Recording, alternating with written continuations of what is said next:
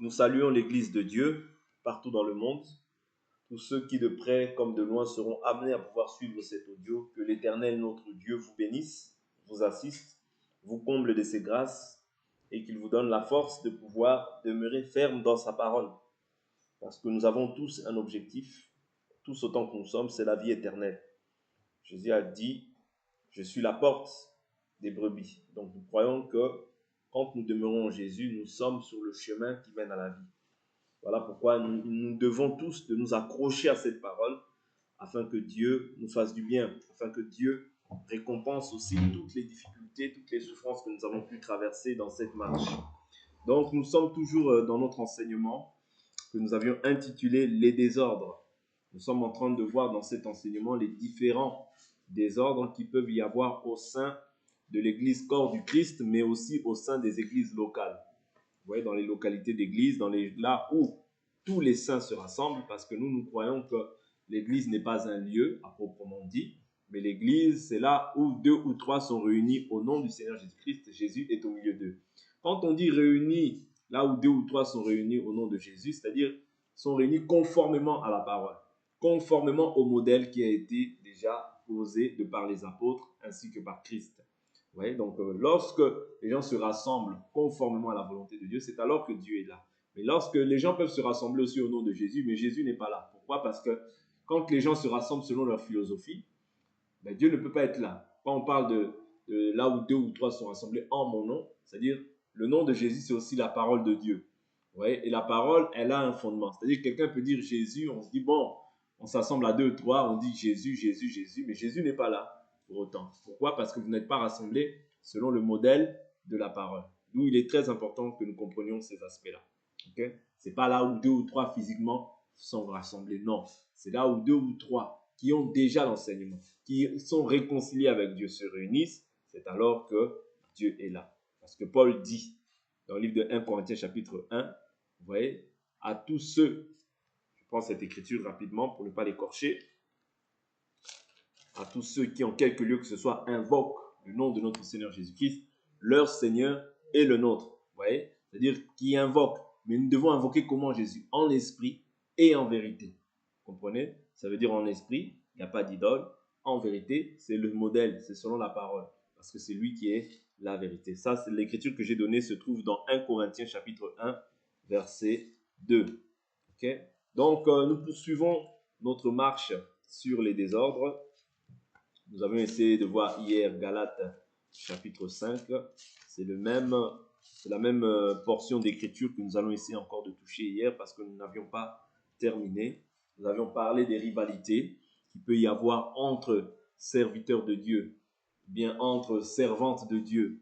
Vous voyez, donc toutes ces choses-là sont caduques, ne sont pas des choses que Dieu peut agréer. Au sein d'une assemblée, lorsqu'il y a de la animosité, des querelles, l'autre ne vient, il prie, mais il ne parle pas à telle personne. Vous voyez, l'autre vient prier et il pense être exaucé de cette manière-là, il se trompe de sujet. Vous comprenez? Dans l'église, on est appelé à être saint. La sainteté voudrait aussi que je puisse m'entendre avec mon frère. Parce que si je dis que j'aime Dieu et que je n'aime pas ma soeur ou mon frère que je vois, je suis un menteur. Vous voyez, donc arrête de prier. La prière là, elle ne monte pas. Vous voyez, tout ce que tu es en train de faire là, c'est tu te consoles simplement. Tu veux apaiser en fait ta conscience. Mais là, tu perds ton temps quand tu agis ainsi. Vous comprenez? Parce que la première des choses que je dois faire lorsque je prétends être chrétien, c'est déjà premièrement être, c'est-à-dire quand je prétends aimer Dieu, Dieu je ne le vois pas. Mais Dieu aujourd'hui dit, si vous m'aimez, gardez mes commandements. Et les commandements qu'il nous donne, il nous dit, tu aimeras le Seigneur ton Dieu de tout ton cœur, de toute ton âme, de toute ta pensée, de toute ta force, et ton prochain comme toi-même. Vous comprenez? Jésus nous a laissé ces 2 commandements. Ça veut dire que personne ne peut dire que moi j'aime Dieu, mais qu'il haïsse son frère. Non. En agissant ainsi, Jésus nous dit que tu es un menteur. Vous comprenez? Parce que Dieu, tu ne le vois pas. Vous comprenez? Dieu, tu ne le vois pas.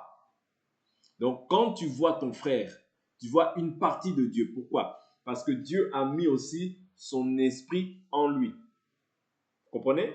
Dieu a mis son esprit en lui. C'est très important de comprendre ça. Ça veut dire il y a une partie de Dieu qui est là, au-devant de moi. Mais comment se fait-il que on prie le même Dieu, mais que toi et moi, nous n'arrivons pas à nous entendre? Ici, je ne parle pas d'une personne qui ramène des doctrines étrangères. Je parle du fait que même vous soyez en paix, qu'il n'y a pas de problème au point de vue doctrinal, mais parce que le frère ou la sœur t'insupporte, ou bien parce qu'elle a commis un acte qui t'a déplu, bien qu'elle se soit repentie, mais néanmoins tu continues à ne pas l'agréer dans ton cœur. Tu es un menteur.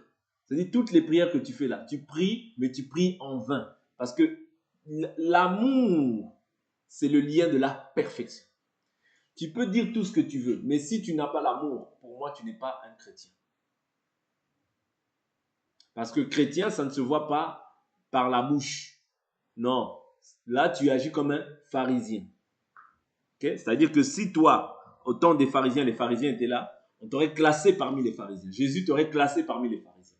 Pourquoi? Parce que les pharisiens honoraient Dieu des lèvres, mais leur cœur était éloigné de lui. Les pharisiens considéraient beaucoup plus la tradition des hommes que la parole de Dieu. Voilà pourquoi comment aussi les gens aujourd'hui veulent justifier aussi certaines actions. Oui, mais il m'a fait ça. Oui, mais il m'a encore fait ça. Mais Jésus a dit quoi? Pardonne. Vous comprenez? Dès lors où toi tu ne pardonnes pas, tu rentres aussi dans le désordre. C'est un désordre. Dès lors où tu voyez les clans, moi je suis avec telle personne, mais telle personne, comme elle n'est pas comme moi, comme elle ne parle pas mon langage, de côté, c'est un désordre.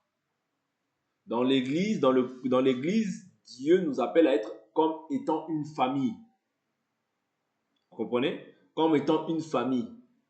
Et une famille, c'est-à-dire que bien qu'on peut être séparés, même l'autre peut habiter à Lyon, mais on reste unis comment? Par le sang.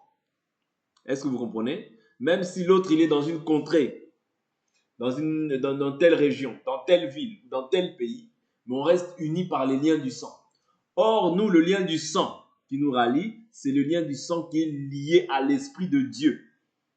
Vous voyez? Parce que nous avons été rachetés par le sang de Dieu, selon Actes des Apôtres, chapitre 20. Vous comprenez? Ça, c'est Actes des Apôtres, chapitre 20. Nous avons été rachetés par le sang de Dieu. C'est-à-dire, si nous tous, vous voyez, autant que nous sommes, nous devons comprendre que nous sommes obligés. Ce n'est pas une option, c'est une obligation. La Bible nous dit, ne devez rien à personne si ce n'est de vous aimer les uns les autres. La dette que tu as envers moi, c'est de m'aimer. Même si mon caractère est difficile, même si mon caractère est contraire à ce que toi tu attends, tu es dans l'obligation. Dans l'obligation de pouvoir aimer ton frère. Sans quoi tu n'aimes pas Dieu. Ça, c'est la balance que Dieu nous donne à tous les hommes qui prétendent aimer Dieu. À toutes les femmes qui prétendent aimer Dieu. Tu n'aimes pas ton frère, tu n'aimes pas Dieu. Oh non, moi j'aime Dieu. Tu ne l'aimes pas. Pourquoi? Parce que la Bible, c'est ce qu'elle nous dit. Prenons l'Écriture. On ne dise pas que c'est moi. Prenons l'Écriture. Allons dans le livre de 1 Jean. C'est un désordre. Et c'est un des plus grands désordres qui règne, à mon avis, à mon humble avis, c'est l'un des plus grands désordres qui règne au sein des églises. Ouais. Le manque d'amour. Parce que l'amour, c'est le lien de la perfection. Okay. Je prends une écriture. Je prends 1 Jean, je suis au chapitre 4, le verset 18. Il n'y a pas de crainte dans l'amour, mais l'amour parfait bannit la crainte, car la crainte implique un châtiment, et celui qui craint n'est point parfait dans l'amour. Pour nous aimons parce que lui nous a aimés le premier. Vous comprenez pourquoi nous aimons?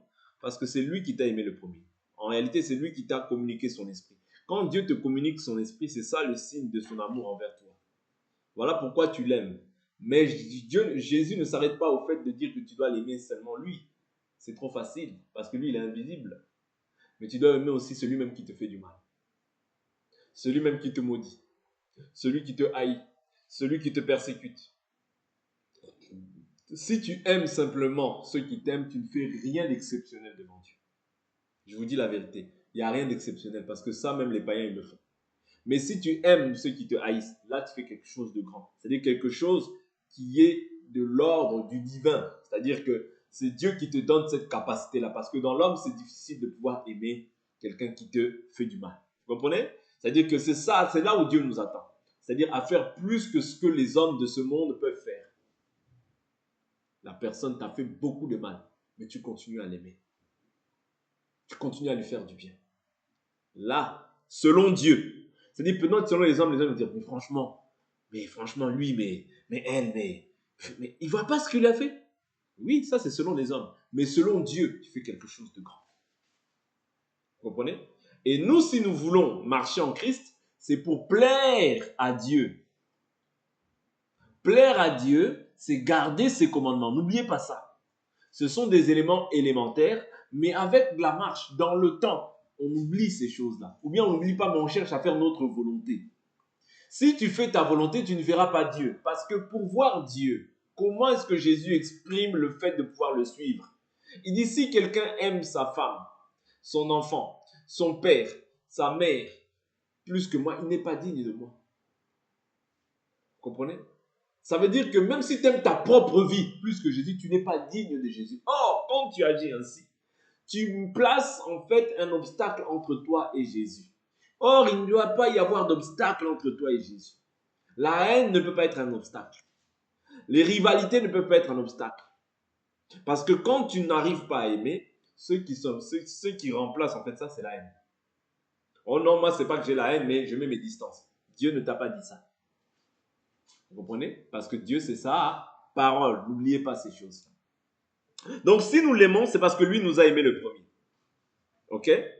Et son amour, je vous ai dit, c'est que Dieu dit, dans Romains chapitre 5, verset 8, il dit, en ceci, Dieu prouve son amour, alors que nous étions encore pécheurs, Christ est mort pour nous. C'est-à-dire, il était mort pour toi avant même que toi qui sois encore converti. Tu étais encore dans les bêtises. Ouais, dans toutes sortes de bêtises que tu faisais autrefois. Mais Christ était mort pour toi. Ouais. Christ était déjà mort pour toi. Ok? Et au temps fixé, au temps précis, il t'appelle pour que tu viennes le servir. Il te donne son esprit. C'est ça l'amour de Dieu. À d'autres, il ne l'a pas donné, mais à toi, il l'a donné. Vous comprenez? Parce que tu as aimé son apparition. Ça, c'est Jean chapitre 3. Ouais. Tous ceux qui ne viennent pas à la lumière ne viennent pas à la lumière de peur que leurs œuvres soient réprouvées. Mais toi, tu es venu à la lumière malgré les désordres qui étaient dans ta vie. Tu es venu, tu as confessé tes péchés. Et Dieu t'a scellé de son esprit pour que tu sois maintenant une nouvelle créature, pour que tu lui appartiennes. Mais maintenant, il faut t'efforcer de vivre selon sa volonté. Si quelqu'un, verset 20, dit j'aime Dieu et qu'il haïsse son frère, c'est un menteur. Et les menteurs n'hériteront pas le royaume des cieux. On est d'accord? Les menteurs n'hériteront pas le royaume des cieux. Dehors les menteurs. Est-ce que vous comprenez? Voilà pourquoi la parole ne nous autorise pas, ne nous permet pas de faire ce que nous voulons. Parce qu'en fait, quand tu haïs, ça veut dire que tu refuses en fait de mourir à toi-même. Tu refuses de mourir à toi-même. Tu refuses de faire ce que Dieu te demande de faire. C'est une désobéissance. C'est la désobéissance. Oui, mais il m'a déjà fait ça. Oui, mais il m'a fait ça. La Bible dit celui qui rappelle les fautes divise les amis. C'est-à-dire que moi, quand tu pardonnes, tu prends dans ton âme et conscience la résolution de pardonner. Je ne dis pas que la pensée ne peut pas revenir, mais c'est-à-dire que tu ne rappelles pas ça de manière constante. C'est-à-dire rappeler la faute, non, parce que c'est ça qui divise. Vous comprenez? Celui qui rappelle la faute divise les amis. Quand je pardonne, cela ne veut pas dire que j'ai oublié. Moi, je n'ai pas la capacité d'oublier. Mais Dieu a la capacité d'apaiser mon cœur, de faire en sorte que je puisse, c'est-à-dire cette personne puisse trouver faveur auprès de moi par rapport au mal qu'elle a fait. Vous comprenez? Et que je ne sois pas là à rappeler tout le temps. Oui, tu avais fait ça. Non, dans ton cœur, tu n'as jamais pardonné. Est-ce que vous comprenez? Dans ton cœur, tu n'as jamais pris la résolution de pardonner. C'était un semblant de pardon, mais tu n'as jamais pardonné. Parce que quand tu rappelles, tu ouvres la plaie. Vous comprenez? C'est comme si quelqu'un t'avait fait du mal, mais maintenant il te poignarde à chaque fois. Il te poignarde à tout moment. Il te poignarde à tout moment. C'est-à-dire qu'il cherche à réouvrir la plaie plutôt qu'à penser les blessures. Est-ce que vous comprenez? Parce que Dieu n'est pas là à brandir, par exemple, les péchés que toi tu avais fait dans le passé. Est-ce que Dieu te rappelle tout le temps que oui, toi tu avais fait ça. D'ailleurs, tu m'avais fait ça. Tu avais fait encore ça. Tu avais fait ça. Ouais. Si Dieu agissait ainsi envers nous, est-ce que nous nous sentirions aimés de Dieu? Non. Ouais. Nous ne nous sentirons pas aimés de Dieu. Pourquoi? Parce que tu auras constamment en fait cette conscience qui t'accable. Tu vois, cette conscience qui est là t'accabler comme Israël à la fête de Yom Kippour. Chaque fin d'année, on faisait le rappel des péchés. Vous comprenez? Ça veut dire que tu as cette conscience-là, tu es accablé. Ah, j'ai attristé Dieu. Ah, j'ai mal agi. Ah, j'ai agi comme ça. Ah, j'ai agi comme ça. Vous voyez? C'est-à-dire que tu vis constamment dans une forme de remords. Est-ce que vous comprenez? Donc, d'où l'importance de comprendre que quand on pardonne, on doit s'efforcer à ne pas rappeler toujours. Oui, tu as fait ça. Tu as fait ci. Tu as fait ça. Tu as fait ci. Et si tu dis aimer Dieu, tu dois aimer même la personne qui te semble la plus difficile. C'est elle, Dieu t'aime. Parce que Dieu ne fait rien pour rien. C'est-à-dire, si Dieu te met aux côtés d'une personne qui est peut-être difficile, qui est peut-être compliquée, c'est-à-dire qu'il sait qu'au travers de toi, cette personne-là va bénéficier de quelque chose. Est-ce que vous comprenez? Mais dans les endroits où il y a des désordres, vous voyez, on crée ce qu'on appelle le clanisme. C'est-à-dire les gens ils sont dans des clans. Oh, moi je suis avec elle, moi je ne suis pas d'un tel. Oh, moi je suis avec moi, je ne suis pas d'un tel. Non, ça n'existe pas dans l'église de Dieu. Vous voyez? L'épaule ne peut pas vouloir refuser d'appartenir au corps. La bouche, même la bouche a sa part dans le corps. L'épaule, le doigt, tous ont leur part dans le corps. Personne ne peut prétendre être en Christ et vivre comme il veut. Non, il a sa part dans le corps. C'est très important. C'est-à-dire, si tu aimes Dieu, tu dois aimer aussi la personne que tu vois. Oui, mais il m'a déjà fait ça. Oui, mais il m'a déjà fait ça. Tu dois pardonner. Pardonner. Si Dieu doit te rappeler tout ce que tu avais fait. Vous comprenez? Ces choses-là, les gens n'en parlent pas beaucoup. Pourquoi? Parce que toute personne est esclave du péché qui a triomphé sur lui. C'est-à-dire que quand toi, tu parles de quelque chose, ta conscience même peut t'attester que toi aussi tu dis ça, mais tu n'es pas en paix avec telle personne. Vous comprenez? D'où l'importance de comprendre que ces choses-là, les gens n'en parlent plus parce que ta conscience t'accuse, premièrement. Tu ne peux pas prêcher quelque chose que toi-même tu ne t'efforces pas de faire. C'est-à-dire qu'il faut d'abord que toi-même tu puisses t'efforcer à faire cette chose-là pour pouvoir présenter cette chose-là. C'est-à-dire chercher la paix, rechercher. La Bible ne nous dit pas, attendez, rechercher la paix avec tous et la sanctification, sans laquelle nul ne verra le Seigneur. Ce n'est pas un jeu, la sanctification. Parce que les gens aujourd'hui, ils voient ça comme un club d'amis, comme une mutualité. On se rassemble comme par habitude. Non, on ne se rassemble pas pour habitude. On se rassemble pour être meilleur. Pas pour être meilleur qu'un autre, mais pour se sanctifier davantage en réalité. Pour se rapprocher de Dieu. Hier, il y avait telle chose qui était difficile pour moi. Eh ben, j'arrive 3 semaines, 3 mois après, eh ben, j'ai vaincu cette chose-là. Je ne demeure pas dans cette chose-là. Vous comprenez? Parce que je suis appelé à aller de progression en progression. Si cette chose-là est un obstacle, il faut que dans 2 semaines, dans 3 semaines, dans 1 mois, dans 2 mois, je puisse avoir vaincu avec cette chose-là. Que je ne reste pas là et c'est comme si, voilà, c'est comme si je suis en train de mon sang coule, eh ben je me plais dans cette situation-là. Non, je vais voir un médecin. Vous comprenez? De la même manière aussi, dans les choses de Dieu, lorsqu'il y a quelque chose, un péché, que je sens qui est en train de pouvoir m'envelopper, parce que la Bible nous dit le péché nous enveloppe facilement. Tu dois prendre en fait la résolution intérieurement de pouvoir te débarrasser de ces choses-là. Pourquoi? Si tu ne te débarrasses pas de ces choses-là, nous prenons toujours Hébreux 12, cela va causer du trouble, du désordre et des rejetons. Plusieurs seront infectés par ta mauvaise manière de vivre. Ça peut être beaucoup de choses. Ça peut être ton caractère. on te reprend, on te reprend, on te reprend, mais tu n'écoutes pas. Toi, tu veux que Dieu vienne te parler simplement comme ça. Non. Dieu peut te parler par les gens. C'est-à-dire, c'est à toi maintenant d'être sensible, de comprendre que non, là, c'est Dieu qui me parle.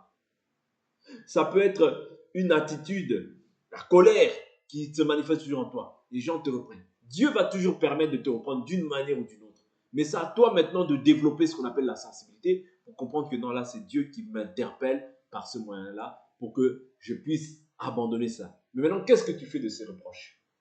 Si on te fait une reproche aujourd'hui, un reproche demain, après-demain, ouais, on te fait toujours le même reproche. Mais ces choses-là, ces mêmes choses, donc tu ne prends pas la ferme résolution d'entrer en toi-même et de te dire que non, ces choses-là, si je persévère dans ça, ça peut être un désordre pour ma vie. Donc tu continues dans cette marche-là. Fin des fins, tu vas. C'est-à-dire, parce que quand Dieu te prévient, c'est l'amour et la patience de Dieu. Mais c'est-à-dire que quand tu n'écoutes pas, Dieu va passer maintenant à la vitesse supérieure. Vous comprenez? C'est-à-dire qu'il a pris le temps de la patience pour t'exhorter par rapport à ça, mais tu n'écoutes toujours pas. Il permettra que c'est-à-dire que la situation que tu vas vivre par la suite sera plus douloureuse que si tu aurais écouté le temps, dans le temps de la patience. Voilà pourquoi, avant que Dieu expose nos vies, veillons à ce que nous puissions nous conformer tous à la parole de Dieu. Parce que quand Dieu prend la peine de pouvoir nous exhorter, c'est pour éviter qu'il puisse t'exposer. Oui. Parce que naturellement, oui, Dieu aime l'Église. Il a déversé son amour en Christ. Christ a déversé son amour dans l'Église. Vous comprenez? Mais maintenant, néanmoins, son amour n'est pas sans sa justice. Oui. Son amour n'est pas sans sa justice. Recherchez premièrement le royaume des cieux et sa justice. Le royaume des cieux, on ne le cherche pas sans la justice. L'ordre, ça fait partie de la justice. Le désordre ne fait pas partie de la justice. C'est le contraire de la justice. Vous comprenez? Quand je cherche le royaume des cieux, je le cherche, mais avec la justice qui s'ensuit, qui s'accompagne de ce que je cherche. Ouais. Je cherche du travail, mais je reste à la maison. Ça n'a pas de sens. Je dois me lever pour pouvoir aller chercher du travail. Ou bien, je cherche du travail sur Internet, on te donne des rendez-vous, mais tu ne vas pas au rendez-vous. Tu te dis non, Internet me suffit. Ça n'a pas de sens. Tu dois aller aussi te pointer à l'entretien, n'est-ce pas? C'est la même chose. C'est-à-dire qu'il y a des prérogatives que Dieu attend de nous quand nous sommes dans la foi. Sans quoi, c'est un désordre. Tu aimes Dieu, tu n'aimes pas ton frère, tu mens. Perds pas ton temps à crier, à crier, à crier. Va d'abord te réconcilier. Pose là ton offrande. Va d'abord te réconcilier. Tu perds ton temps. Je vous ai toujours dit que nous, le temps pour nous, il est compté. Mais Dieu est hors du temps. C'est toi qui perds ton temps. Dieu, il est en dehors du temps. Mais toi, tu as un temps fixé et limité. Dans le temps et dans l'espace dans lequel tu dois accomplir quelque chose. Mais si tu n'accomplis pas cette chose, Dieu te demandera des comptes pour ce qu'il a mis en toi. Est-ce que vous comprenez? Parce que nous comparaîtrons tous devant le tribunal de Christ afin de rendre compte de la manière dont nous avons vécu dans ce corps. Ce corps ne t'appartient plus, n'oublie pas. Il appartient à Dieu. Parce que tu as mis la main à la charrue, tu as accepté Jésus, personne ne t'a forcé. Personne ne t'a forcé. Voilà pourquoi maintenant, tu ne peux pas accepter le mari et refuser les ordres du mari. Non. Quand tu vas dans un mariage, ça veut dire que tu acceptes de te soumettre à celui qui est l'autorité. Vous comprenez? C'est ça. Si même dans la nature, même on comprend le mariage, on comprendra facilement. C'est-à-dire que les femmes qui veulent se marier, ça veut dire accepter de te soumettre à quelqu'un. Oh non, moi je ne me soumets pas. Ben, abandonne le mariage, ça ne sert à rien. Parce que l'homme, même s'il fait 1,05 m et que toi tu fais 1,70 m, l'homme aura toujours une autorité. Toujours, il sera toujours autoritaire, vouloir ou pas. C'est ça, c'est-à-dire que quand tu veux aller dans un mariage, tu dois d'abord chercher, c'est-à-dire le mariage spirituel nous enseigne déjà que tu viens à Christ, tu dois chercher à te soumettre à Christ. Tu viens dans un mariage naturel, tu dois chercher d'abord à est-ce que moi je veux réellement, j'ai le désir dans mon cœur de me soumettre à un homme. J'ai le désir dans mon cœur qu'un homme me conduise. Est-ce que tu as ce désir? Si tu n'as pas ce désir-là, laisse tomber, ça ne sert à rien. Reste chez tes parents, reste là où tu es. Ouais. Parce que se marier, c'est accepter d'être dirigé. Et quand tu refuses ça, naturellement même, ce n'est pas la peine. Parce que tu cours à un échec. Non, mais on est en 2035. J'estime qu'aujourd'hui, y a égalité des sexes. Voilà, l'homme peut ramener l'argent autant que la femme. Ça, c'est sous la démocratie. Mais sous la théocratie de Dieu, l'homme reste toujours le chef. Vouloir ou pas, ça ne changera pas. Et moi, je dis Amen parce que Dieu a toujours raison. Vous comprenez? Je dis Amen parce que Dieu a toujours raison. Ça, c'est simplement pour nous faire comprendre aussi comment est-ce que nous devons nous comporter étant dans le corps. Parce que toi et moi qui sommes ici, nous sommes l'épouse du Christ. C'est-à-dire que nous tous, autant que nous sommes, nous devons nous soumettre à la volonté de Dieu. Sinon, c'est un désordre. Dieu ne pourra jamais prendre plaisir à toi, mais alors jamais si tu ne te soumets pas à lui. Vous comprenez? Si tu prétends l'aimer, aime d'abord ton frère dans la chair. Aime d'abord la personne que tu vois comme ça physiquement. Fuis les conflits. Fuis tout ce qui n'est pas en fait à sa gloire. Oui. Et cherche à t'attacher pleinement à ce que Dieu veut pour ton salut. Parce que Jésus dit, mon joug n'est pas léger, mon joug est léger. Donc le joug devient lourd à quel moment? Quand tu gardes ta vie, c'est alors que le joug devient lourd pour toi, lourd. Tu sens vraiment une lourdeur, un combat au-dedans de toi.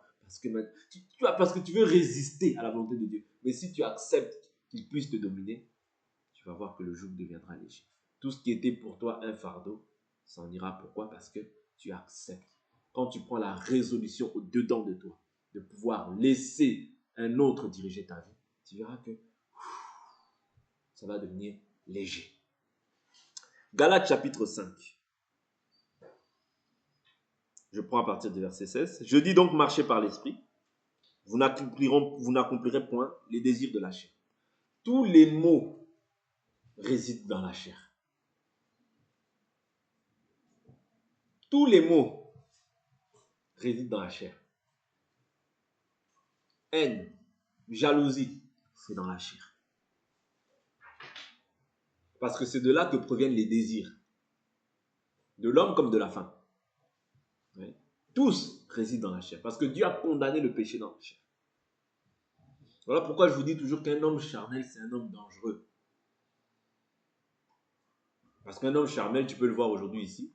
Quand il traverse des moments difficiles, tu peux le voir chez un magicien.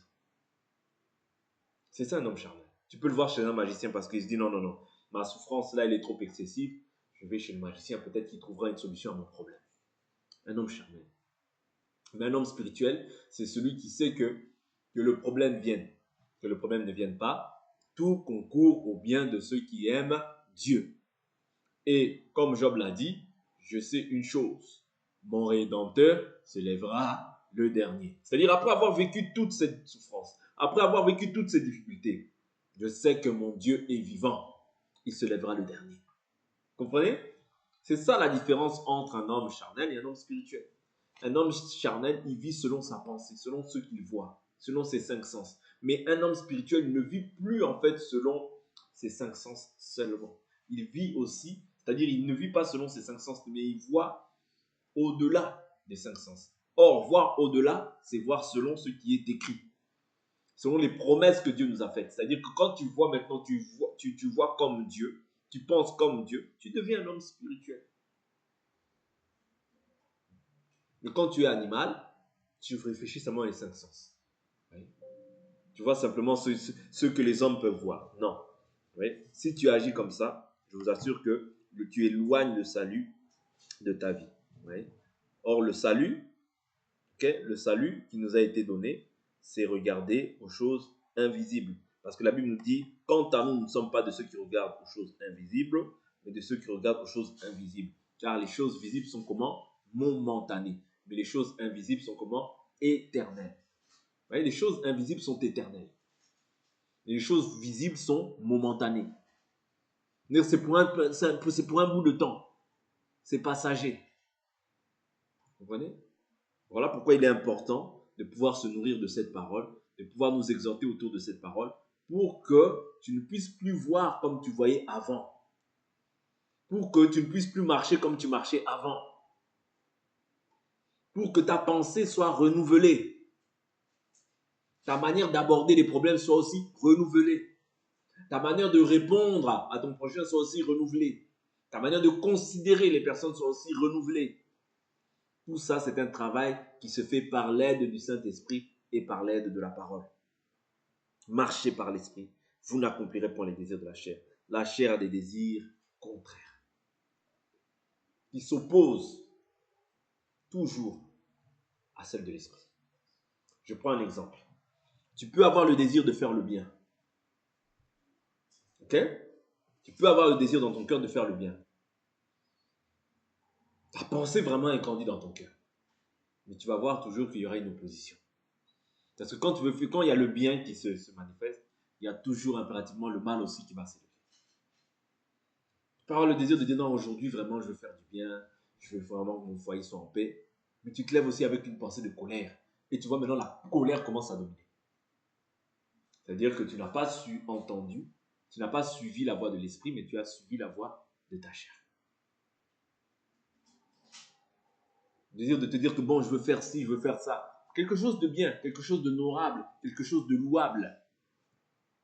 Mais tu vois aussi la voix de la chair qui s'élève. Non, pourquoi moi? Moi agir comme ça? Moi. Et je vous dis toujours que quand le moi c'est l'ego, c'est la chair. C'est la chair. Moi je ne peux pas me rabaisser. Moi je ne peux pas faire ci.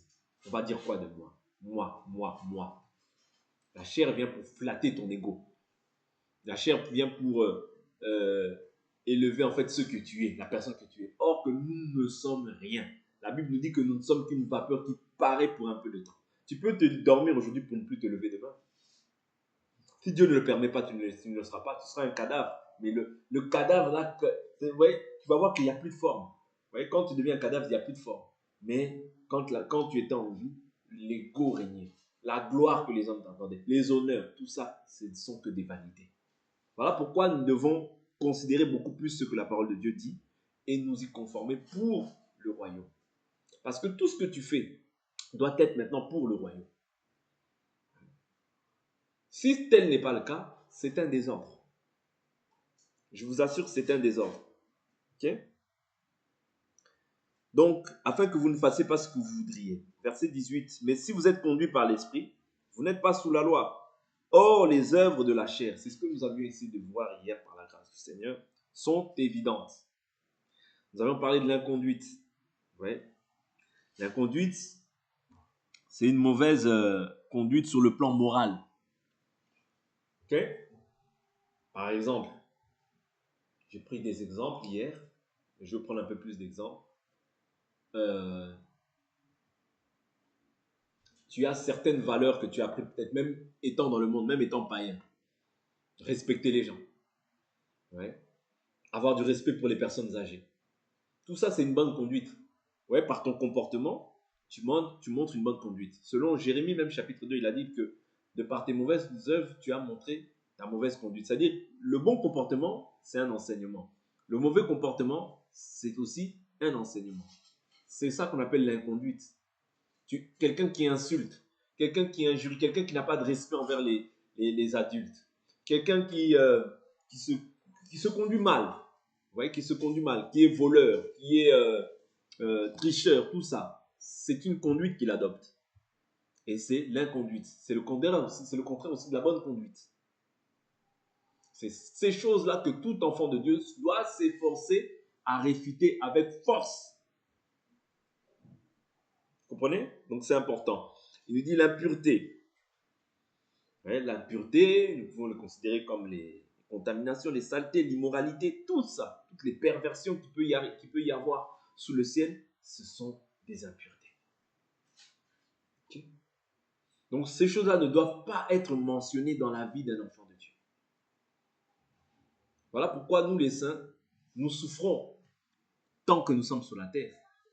Mais tu vas aussi hériter. Voilà pourquoi l'Écriture nous dit, puisque vous avez persévéré avec moi, vous hériterez aussi avec moi. Si tu persévères, tu souffres aujourd'hui, mais pour que ton éternité soit garantie. Et je vous dis toujours que ton éternité n'est pas liée à 80 ans, ni 90 ans, ni 100 ans.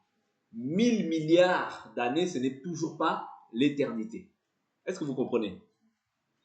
1000 milliards, ou 2000 milliards, ou 900 milliards, ce n'est pas l'éternité. L'éternité, c'est hors du temps. Voilà pourquoi ton éternité est beaucoup plus importante que les peut-être 80, 90 ou 100 ans ou 110 ans que tu vas vivre sur la terre. Voilà pourquoi si tu espères en ces choses-là, attache-toi au Seigneur. Ne sois pas là à clocher des deux côtés. Non, Dieu, tu ne plairas pas à Dieu ainsi. Sois entier pour Dieu. Que ton cœur soit sans partage et que personne ne te détourne de cette voie du salut. Parce que si tu te détournes, tu perds en fait l'héritage qui t'était promis. Est-ce que vous comprenez? Tu perds l'héritage qui t'était promis.